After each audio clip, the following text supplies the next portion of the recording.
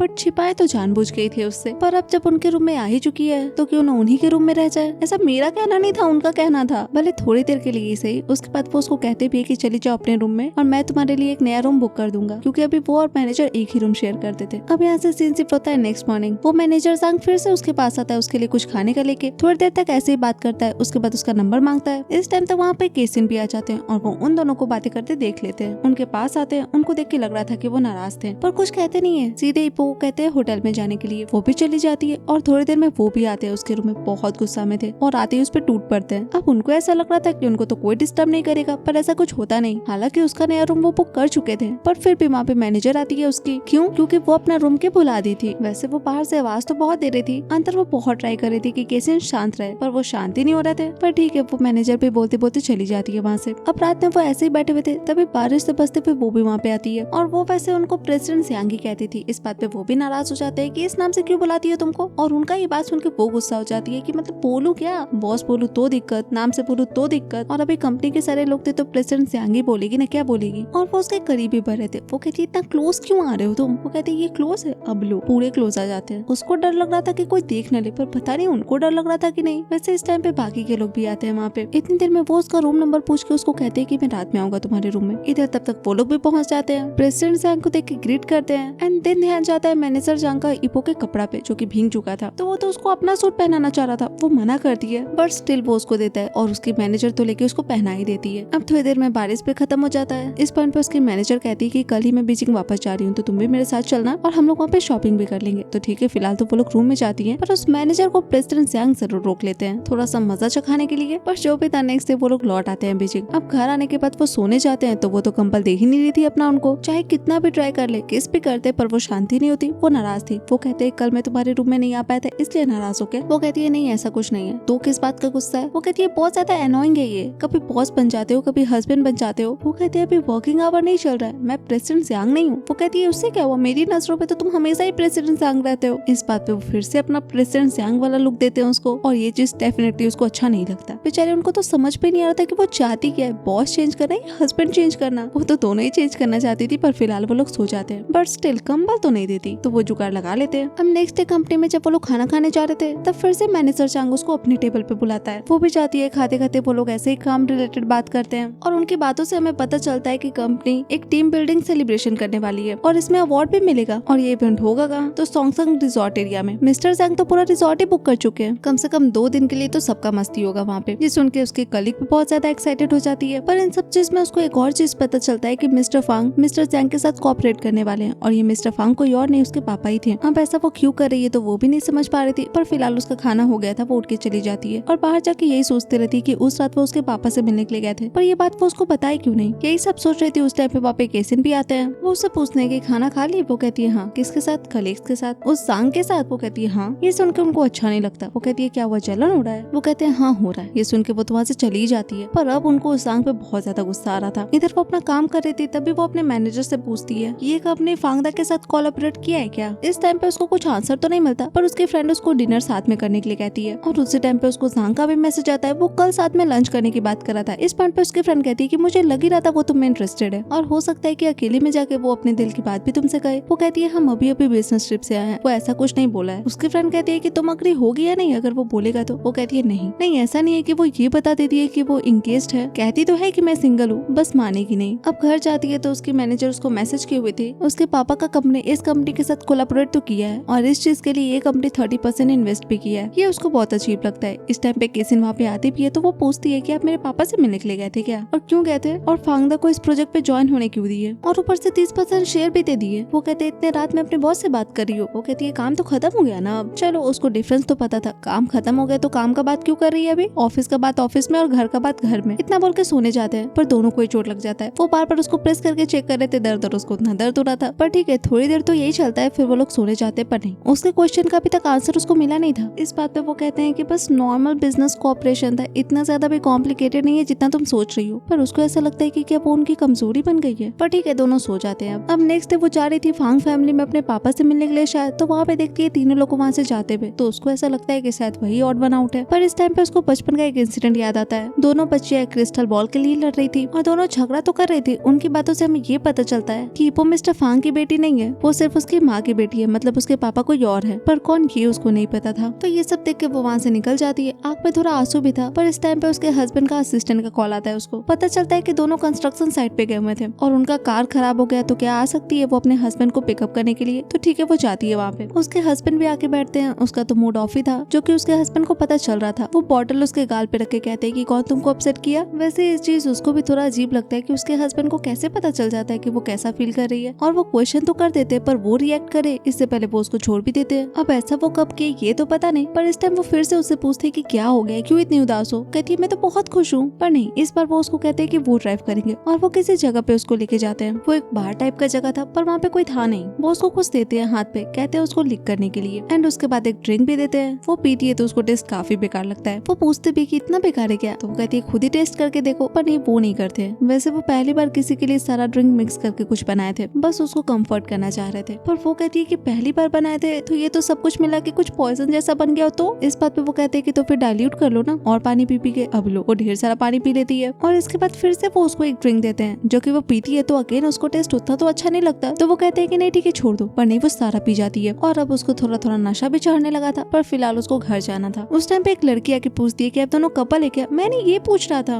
वो तो इपो से नंबर भी मांग लेता है, पर वो कहते हैं कि ये मेरी गर्लफ्रेंड नहीं मेरी वाइफ है। बेचारा जल्दी से माफी मांग के भागता है वहाँ से। पर अब वो कह देते हैं उसको चलने के लिए वेडिंग रिंग खरीदने के लिए कुछ दिन में। वो कहती है कि अचानक से रिंग क्यों खरीदना है, वो बस नंबर मांग लिया मेरा इसलिए। वो कहते हैं मैंने पहले भी तो कहा था ना। क्या कहा था, मुझे जलन होता है। अब नेक्स्ट डे वो उसको लेके पहुंच भी जाते हैं रिंग खरीदने के लिए। वहाँ पे एक सेफ ला के दिया जाता है जिसमें 2 स्टोन था और उसी से वो वेडिंग रिंग बनेगा। बाकी का डिजाइन वो चूज कर ले उसको कैसा रखना है। अब ये चीज इपो को थोड़ा सा अजीब लगता है, जिस बात पे स्टाफ बताती है कि ये तो 3 साल से इस चीज को स्टोर करके रखे हैं। अब इस बात से वो सोच में पड़ जाती है कि 3 साल पहले ही तो उन लोग का शादी हुआ था। तो वो उनसे पूछती भी है जाते टाइम कि इतना महंगा स्टोन खरीद के रखने का क्या जरूरत था, क्योंकि उसको ऐसा लग रहा था कि किसके नजर में वो प्रीसियस होगी जिसके लिए कोई आदमी इतना पैसा इन्वेस्ट करे, पर केसिन की नजर में वो बहुत प्रीसियस थी। अब ऐसे ही सीन शिफ्ट होता है एक दिन रात में। वो अपना विंड ब्रेकर और शूज ढूंढ रही थी। इस बात पे उसके हस्बैंड कहते हैं कि तुम विंड ब्रेकर खरीदी कब। वो कहती है मेरे पास था। और ये वो क्यों ढूंढ रही थी, तो कल भाई टीम बिल्डिंग माउंटेन हाइक पे जाना था उन लोग को। वैसे इस टाइम पे वो उसको एक ढूंढ के देते भी है, पर उसको ऐसा लग रहा था कि उसके हस्बैंड उससे गुस्सा है, अब पता नहीं क्यों। पर नेक्स्ट डे वो लोग सब लोग जाते हैं और बस में वो सांग भी था। अब वो कैसे आ गए इसके टीम में वो क्वेश्चन करती है, जिसपे वो आंसर देता है कि इस डिपार्टमेंट के एक कलीग के साथ वो अपना जगह स्विच कर लिया है। वैसे इस टाइम पे उसकी फ्रेंड बताती है कि तुम दोनों का विंड ब्रेकर कपल जैसा नहीं लग रहा, पर सांग बताता है कि वो जो विंड ब्रेकर लिया है उसमें फीमेल का वर्जन नहीं आता। जिस बात पे उसकी फ्रेंड भी उसको कहती है कि शायद तुम्हारे फैमिली वाले तुमको लड़का का विंड ब्रेकर दिला दिए, अब लड़का का हो चाहे लड़की का हो दोनों पहन सकती है लड़की। तो ये सब बात होते होते वो लोग अपने डेस्टिनेशन पे पहुंच भी जाते हैं और वहाँ पे केसिन पहले से ही थे। एंड अगेन उन दोनों को बात करता देख के उनको बहुत गुस्सा आ रहा था। वैसे इस टाइम पे उनके साथ कुछ लोग भी थे और वो लोग जिस डिपार्टमेंट से थे उसी डिपार्टमेंट में वो सांग काम करता था। तो वो लोग सांग के बारे में बात करने लगते हैं और ये भी कहते हैं कि वो अपनी गर्लफ्रेंड के साथ आया है यहाँ पे। क्या अब गर्लफ्रेंड कैसे? तो अगेन वो दोनों का विंड ब्रेकर कपल जैसा लग रहा है, यही बात कहता है वो। इधर ऐसे ही वो लोग बात कर रहे थे, तब पता चलता है कि जो सबसे ज्यादा मशरूम पिक करेगा उसको गिफ्ट मिलेगा। तो अब सब भागते हैं मशरूम चुनने के लिए, वो भी भागती है, वो ढेर सारा कलेक्ट कर भी लेती। इस टाइम पे केसिन आते हैं उसके पास, खुशी खुशी उससे पूछते भी है कि कितना कलेक्ट की। वो तो बहुत खुश होकर बताती है और उसको इतना खुश देख के उनको भी बहुत अच्छा लगता है। पर फिलहाल वो उसका बैग लेते हैं और दोनों आगे बढ़ जाते हैं। अब मशरूम चुन के सब अपना अपना खाना बना के खा रहे थे। सांग भी उसके लिए कुछ बना के लाता है, वो अपने दिल की बात भी शायद उसको कहने वाला था। इस टाइम पे आ जाते हैं प्रेसिडेंट यांग वहाँ पे और उसको कहते हैं कि मिस्टर गु तुमको बुला रहे हैं। तो वो भी कह देता है ईपो से कि मैं कल मिलता हूँ, तुम आराम से खा लेना, ठीक है। और वो चला जाता है। तो वो उसके बगल में बैठते हैं। हाँ वो थोड़ा खिसक जाती है, ये देख के उनको अच्छा नहीं लगता, बट वो कहते हैं फर्स्ट एड किट निकालने के लिए उनके हाथ में चोट लग गया था, तो वही उनके हाथ में मरहम पट्टी कर देती है। उसके बाद वो जो मशरूम रोस्ट कर रही थी वो उनको देती है खाने के लिए। उनको अच्छा लगता है वैसे और वो और खाते हैं। इससे उसको लगता है कि शायद उनको भूख लगा है, तो वो जो भी खाने का सामान लाई थी उनको पकड़ा देती है और इससे उनको लगता है कि वो कितना खाते हैं ऐसा सोचती है क्या ईपो। तो थोड़ा गुस्सा तो आता है पर सारा खाना लेके जाते हैं वहाँ से। तो अब थोड़ी देर बाद ऐसे ही घूम रही थी, तभी वो देखती है कि सब लोग अपने शूटिंग का स्किल्स दिखा रहे सबको। हम वहाँ पे सांग भी था और ईपो को देख के तो वो काफी अच्छा शूट करता है, जिससे कि उसके स्किल्स का सब लोग बड़ाई भी करते हैं। पर ये केसिन कैसे होने दे सकते थे? मैदान में वो आते हैं और उनके स्किल के सामने सांग के स्किल को तो सब भूल ही जाता है। वैसे ईपो समझ रही थी कि सब लोग उसी का बड़ाई करे, इसीलिए वो आए हैं बीच में। पर कोई ना, थोड़ी देर बाद दोनों ऐसे ही घूमते हैं। हाँ उसको तो हमेशा ही डर लगा रहता था कि कोई देख लेगा, पर वो कहते कोई नहीं देखेगा चलो ना। तो दोनों ऐसे ही टहलते रहते हैं, बात करते रहते हैं। उसका शूलेस खुल जाता है तो वही बांध देते हैं और इस टाइम पे उन लोग को किसी का आवाज सुनाई देता है। मिस्टर सांग कुछ लोग से बात कर रहा था, वो लोग भी उसको कह रहे थे कि उसको कन्फेस कर देना चाहिए ईपो को। अब हाँ सांग को भी लग रहा था कि वो सिंगल ही होगी, तो वो सोचता है कि कल मैस्करेड बॉल में वो अपनी फीलिंग्स उसको बताएगा। और ये सब तो वो दोनों भी सुन रहे थे। वो उसको लेके जाते हैं अलग। वो कहती है कि मुझे सच में नहीं पता था कि वो मुझे पसंद करता है, मुझे कोई आइडिया नहीं था कि वो मुझे कन्फेस करने वाला है। वो कहते हैं इसमें तुम्हारी गलती नहीं है, तुम्हारा चार्मिंग ऐसा है। एंड अगेन वो लोग वापस से अपना क्वालिटी टाइम स्पेंड करने लगते हैं। तो आराम से सो के उठती है। आज रात उसको मैस्करेड बॉल पार्टी में जाना था, इस चीज के रिगार्डिंग उसको अपनी फ्रेंड को मैसेज करना था। पर इस टाइम पे केसिन उसको कहते थे कि किसी और के साथ डांस मत करना। वो कहती है क्यों? तुम ही तो बोल रहे थे ना कि मेरा चार्म ही ऐसा है, तो लोग मुझसे पूछेंगे तो मैं डांस करूंगी क्यों नहीं। वो कहते हैं करके देखो, डरा रहे हो मुझे, कह सकते हैं। तो अब ठीक है, यहाँ से सीन शिफ्ट होता है उसी मैस्करेड बॉल पार्टी पे। दोनों लड़कियां वहाँ पे पहुंच भी जाती है। उसकी फ्रेंड तो ऐसे ही बोलते बोलते आगे बढ़ती है, तब तक वो वहाँ से गायब हो जाती है, अलग जाके ड्रिंक करती है। और उसी टाइम पे वो एक और पार्टी के बारे में सोचती है जहाँ पे उससे एक आदमी डांस करने के लिए पूछता है। वो कहती है मुझे डांस नहीं आता, पर वो कहता है कि कोई बात नहीं, बस मुझे फॉलो करना। तो वो जैसे ऐसे कर रहा था वो वैसे ही कर रही थी। एक पॉइंट पे वो कहती है कि मैं चाह रही हूँ, मुझे नहीं आता, पर वो फिर भी उसको अपनी तरफ खींचता है। और यही सब वो प्रेजेंट में याद करके सोच रही थी कि उस आदमी से मैं वापस नहीं मिली। वैसे चेहरा भी तो नहीं देखी थी ना, चेहरा पे मास्क जो था। इसी टाइम पे उसको एक लड़का दिखता है और इशारा करता है। ये देख के वो भागती है वहाँ से और भागते भागते टकरा जाती है केसिन से। ऑब्वियसली वो लड़का कोई और नहीं सांग था। ये देख के वो उसको लेके जाते हैं वहाँ से। अब उस सांग से तो वो बच जाती है, पर वो उसको कहते हैं कि हम दोनों यहाँ पे आ ही गए हैं तो चलो डांस करते हैं साथ में। अभी तक भी उसको डांस करने आता नहीं था, पर वो उसको पकड़ पकड़ के डांस कर रहे थे। हाँ गिर पड़ रही थी पर ठीक है वो संभाल ले रहे थे। और ये सीन उसको फेमिलियर भी लग रहा था वैसे। पर वो उसको कहते हैं कि तुम अपने कमिंग ऑफ एज सेरेमनी में डांस नहीं की थी क्या? किसके साथ की थी बताओ? वो कहती है वहाँ पे बहुत लोग था, मुझे याद है क्या उन लोग का चेहरा? वो कहते हैं पहली बार किसके साथ की थी? अब उसको तो याद ही था, पर चेहरा देखी नहीं थी जो बता सकती थी और नाम पता नहीं था। यही बात वो बोलती है और वो इस तरीके से ना बात कर रहे थे, उसको बार बार वही आदमी याद आ रहा था। वो अपने मन में कह रही थी कि नहीं ये नहीं हो सकते वो आदमी, पर नहीं, इस टाइम भी एक्जैक्टली वो वही बात बोलते हैं जो वो उस टाइम बोले थे। और इस चीज से उसको पता चल जाता है कि ये आदमी कोई और नहीं वही आदमी है उस दिन वाला। ये जान के वो रोने लगती है, पीटती भी है कि झूठ क्यों बोले, पर वो कहते हैं कि आज तक का सिर्फ यही झूठ है। ये सुन के वहाँ से भाग जाती है। थोड़ी देर में उसकी फ्रेंड आती है उसके रूम में, तो वो तो डर ही जाती है, फटाफट से लाइट ऑन करती है, तब जाके रिलैक्स होती है वहाँ पे ईपो को देख के। हाँ थोड़ा सा गुस्साती भी है, पर उसको समझ में आ रहा था कि ईपो का मूड थोड़ा अच्छा नहीं है। तो वो उसे पूछती है कि कोई अपने फीलिंग्स कन्फेस किया क्या तुमको? वो कहती है ऐसा कुछ नहीं है, पर उसकी फ्रेंड मान ही नहीं रही थी। अब उसके मन में चल रहा था कि केसिन उससे अपना फीलिंग्स कन्फेस किए या फिर बस डांस किए, क्या किए वो? पर ये तो सच है कि वो दोनों आदमी एक ही है। अब इस पॉइंट पे उसकी फ्रेंड कहती है कि तुम बताओ ना तुमको क्या प्रॉब्लम है, मैं रिलेशनशिप गुरु हूँ, मैं बताती हूँ तुमको क्या करना है। तो वो भी बताती है उसको। वो कहती है कि मान लो कोई एक आदमी से तुम बहुत ज्यादा नफरत करती हो, वो आदमी हर टाइम तुमको गुस्सा दिलाता हो, पर कभी कभी बहुत अच्छे से बात करे, तुम्हारी बहुत केयर करे, तुम्हारे गुस्से को शांत करे, तुमको संभाले, पर दूसरे ही पल बहुत कोल्ड हो जाए और एक चीज भी तुमसे प्यार से बात न करे, तुम पे चिल्लाए चीखे, पर एक दिन पता चले कि वो तो बहुत टाइम से तुमसे अच्छे से बिहेव कर रहा है, तो इसका क्या मतलब होता है। अब उसकी ये सारी बातें सुन के उसके फ्रेंड को भी कुछ समझ में नहीं आता, पर वो कहती है कि भले हम दोनों कुछ दिन से दोस्त हैं, पर मुझे ऐसा नहीं लगता कि तुम मेरी फ्रेंड हो, तुम किसी को भी अपने पास नहीं आने देती। अब इस बात में कितना सच्चाई था वो तो पता नहीं, पर वो अपना सारा सामान लेके घर वापस आ जाती है अकेले, और तुरंत ही उनके घर से निकल भी जाती है। कहाँ जाती है ये भी नहीं बताती हाउस हेल्प को। तो थोड़ी देर बाद जब केसिन आते हैं तो हाउस हेल्प भी उनको नहीं बताती कि वो कहाँ गई है, पर वो भी कहते हैं कि ढूंढने की कोई जरूरत नहीं है, उसको छिपने देते हैं। तो अब ऐसे ही रात में वो जाते हैं अपने उसी बार में, वहाँ पे उनका फ्रेंड आके उनसे पूछते हैं कि क्या हो गया, तुम दोनों का लड़ाई हो गया है क्या? आजकल की लड़कियों को हमेशा इतना गुस्सा के क्यों देखते हो तुम, हमेशा इतना अकड़ू टाइप। वो कहते हैं तुमको हमारी शादी से क्या लगता है, जिसपे वो बताता है कि जहाँ तक मुझे तुम्हारा पर्सनैलिटी पता है, तुमसे वो काम कोई नहीं करवा सकता जो तुम नहीं करना चाहते हो। हालांकि दोनों फैमिली मिलकर डिसाइड किया था तुम दोनों का शादी, पर तुमको जो अच्छा लगा वो तुम किए, और शादी के बाद तुम अपना कंपनी भी खड़ा कर लिए, तुमको किसी का भी जरूरत नहीं पड़ा। वो कहते हैं हम दोनों कभी आर्ग्यूमेंट नहीं किए, पर वो मुझे हमेशा अवॉइड किए। उसका पहला रिएक्शन भागना ही होता है हमेशा। जैसे कि 3 साल पहले वो बोली थी कि उसको वो मूवी देखना है, मैंने कितना ज्यादा ट्राई किया था वो मूवी टिकट पाने के लिए, और इतना मेहनत करने के बाद उसके डेस्क पे रख भी दिया था, पर वो क्या की वो टिकट ले जाके अपनी बहन को दे दी। जिस टाइम वो मुझे मना की उसके बाद से कभी भी मैं उसे फोर्स नहीं किया मूवी देखने के लिए। पर लोग तो ऐसे ही ना होते हैं, जितना ज्यादा किसी चीज को सोचने पे कंट्रोल लगाओ अपने दिमाग को, वो उतना ही ज्यादा सोचता है उस चीज को, और ऐसे ही सोच सोच के किसी पर्टिकुलर चीज पे बहुत ज्यादा गुस्सा आ जाता है। हम इस चीज का खुनस निकालने के बारे में सोचते हैं, और इसी वजह से मैंने डायरेक्टली कहा था कि मैं इप्पू से शादी करना चाहता हूँ। मैं कहना चाहता था उसको कि मैं तुम्हारे साथ मूवी देखना चाहता हूँ, बट कुछ नहीं कह पाए थे। इधर इप्पू का भी हालत कुछ सही नहीं था, मतलब नींद वींद पूरा नहीं हुआ था, उसको देख के ऐसा लग रहा था। पर इस टाइम पे उसकी मैनेजर आती है और वो उसको किसी काम पे भेजती है, कोई कंस्ट्रक्शन साइट पे जाना था उसको, और उसके साथ कोई सीनियर जाएगा उसके। तो बाहर जाती है, तब उसके सीनियर कौन होंगे वो तो आप जानते ही। ऑब्वियसली उसके बॉस प्रेसिडेंट सियांग। वो बिना कुछ कहे कार में बैठ जाती है, कार चलने भी लगता है, पर थोड़ा आगे जाके अचानक से ब्रेक मारता है असिस्टेंट, जिससे उसको चोट लग जाता है। अब असिस्टेंट तो चला जाता है चेक करने के लिए कि आगे है क्या, पर वो उसके चोट पे ध्यान देते हैं, साथ में पूछते भी हैं कि वो घर कब आ रही है। वो कहती है अभी वर्किंग आवर्स चल रहा है। तो वो कहते हैं ठीक है, बॉस की तरह पूछता हूँ, इंजीनियर फंग घर कब जा रही हो? वो कहती है मैंने कुछ सोचा नहीं, अकेले रहना चाहती हूँ। वो पूछते हैं कि छिप क्यों रही हो मुझसे, मिलना क्यों नहीं चाहती? उसको ये भी पता नहीं था। वो कहते हैं कि अच्छे से सोचो, कुछ भी दिमाग में आए तो एक बार मुझसे पूछना जरूर। अब बात तो सही था, उसको भी नहीं समझ में आ रहा था कि वो उनसे छिप क्यों रही है, तो खुद में सोचती है। अब वो लोग कंस्ट्रक्शन साइट पे जाते हैं, जो भी काम था वो लोग को करके वापस आते हैं। उस टाइम पे वो उसको कहते हैं कि वेदर काफी कोल्ड हो रहा है, तो मेरा असिस्टेंट तुम्हारे घर पे कपड़ा भिजवा देगा, तुम अपना एड्रेस भेज देना। अब जैसा कि आपको लगता है उनका असिस्टेंट थोड़ी जाएगा उसके घर पे, वो खुद जाते हैं उसके घर पे सारा सामान लेके। अब सामान रखते हैं तभी उनका नजर जाता है, वो कुछ खा रही थी। कहते हैं तुम इतना दिन से ये खा रही हो? वो कहती है ये मेरा प्राइवेट लाइफ है। पर वो कहती है कि हमारा मैरिड लाइफ चल रहा है ना, तो प्राइवेट लाइफ कहाँ से आ गया? मैं कुछ गलत नहीं बोल रहा वैसे। इस बात पे वो कहती है कि कपड़ा देके चले जाइएगा। वो कहते हैं कि बाहर स्नोफॉल हो रहा है। वो कहती है कार से आया ना, आप छाता नहीं लाऊं? तो छाता देती है। अब पहुंचाने तो चाह ही सकती थी ना, तो वो उनको पहुंचाने भी जाती है। वहाँ पे रास्ते में एक बिल्ली का फोटो दिखाती है। वो बहुत फिक्र हो रहा था उसको, कितना हेवी स्नोफॉल हो रहा है, पता नहीं उस बिल्ली का क्या हुआ होगा। बच्ची थी और कहाँ पे देखी थी ये भी बताती है। अफसोस भी हो रहा था कि वो लेके आ जाती तो कितना अच्छा होता। तो ठीक है, फिलहाल तो वो लोग जा ही सकते थे ना उसको ढूंढने के लिए। वो दोनों जाते हैं वहाँ पे, पर वो बिल्ली वहाँ पे नहीं मिलती। तो वो उसको कुछ खाने पीने का देके कहते हैं कि मैं कार लेके आता हूँ। अब आधा घंटा हो जाता है पर वो अभी तक आते ही नहीं है। थोड़ी देर में उनका कॉल आता है और वो बताते हैं कि वो बहुत दूर जा चुके हैं उस बिल्ली को ढूंढते ढूंढते, और वो मिल भी चुकी है। तो वो भी जाती है जल्दी से उनके पास। वो तो भींगे चुके थे, पर फिलहाल वो लोग उस बिल्ली को लेकर हॉस्पिटल जाते हैं। बिल्ली तो ठीक ही थी और वो लोग उसको ले भी लेते हैं, पर फिलहाल वो कहती है कि तुम घर जा सकते हो। वो कहते हैं हाँ, तो ठीक है खुद ही चले जाना। पर फिर उसको लगता है कि नहीं, साथ में चले तो अच्छा होगा। तो उनको कहती है कि ठीक है साथ में चलो। अब वहाँ वो लोग जाते तो हैं, पर वो वहाँ पे भी शुरू हो जाते हैं। एंड अगेन उसका शुरू हो जाता है कोई देख लेगा वाला नाटक, और इस चक्कर में चोट भी लग जाता है। पर अब उसको ठंडा भी लगने लगा था, तो वो उसको हक कर लेते हैं। कहते भी कि देखो मुझे भी चोट लग गया, तो ठीक है वो भी फूंक देती है, और इस पर दोनों फिर से एक दूसरे को किस करते हैं। तो अगेन वो लोग साथ में घर पे आते हैं और ऐसे ही रहने लगते हैं एक दूसरे के साथ। वैसे वो कुछ दिन से कंपनी भी नहीं जा रहे थे, उनके पास तो बहाना था कि हेवी स्नोफॉल हो रहा है तो कैसे जाएंगे। पर वो कहती है कि जानबूझ के कर रहे हो ना तुम सब कुछ, उस बिल्ली को बचाना, कपड़ा देने का बहाना, सब कुछ मेरे साथ रहने के लिए। बिजनेसमैन हो, घाटे का सौदा तो नहीं करोगे। वो कहते हैं ऐसा लगता हूँ क्या मैं तुम्हें? पर उसके मन में चल रहा था कि सबसे बड़ा घाटा का सौदा तो तुम कर चुके हो मुझसे शादी करके। पर कहती नहीं है, बट वो फिर भी उसकी मन की बात पढ़ लेते हैं। वो कहते हैं कि मैं कभी भी घाटे का सौदा नहीं करता, और इतना दिन अकेले रह के मुझे ये बात अच्छे से समझ में आ चुका है। ऐसा ही समझती हो ना तुम मेरे बारे में? अब इस पॉइंट पे उसके आंख में फिर से आंसू आ जाता है। पर वो पूछते हैं कि क्यों समझती हो? वो कहती है इसीलिए, तुम इसी तरीके से मुझे डांटते रहते हो ना, हमेशा मुझे ऐसे ही घूर के देखते हो, मैंने कुछ गलत किया है क्या? अब इस पॉइंट पे वो उसको फिर से किस करना शुरू कर देते हैं। एंड देन कहते हैं कि ठीक है मैं दूसरे तरीके से पूछता हूँ, तुम्हारा मेरे लिए फीलिंग्स क्या है? पसंद करती हो, नफरत करती हो, क्या करती हो? वो कहती है कि सेम क्वेश्चन मैं बहुत टाइम पहले रात में खुद से किया करती थी, कि अगर वो मूवी टिकट मेरे लिए होता तो हम दोनों साथ में मूवी देखते,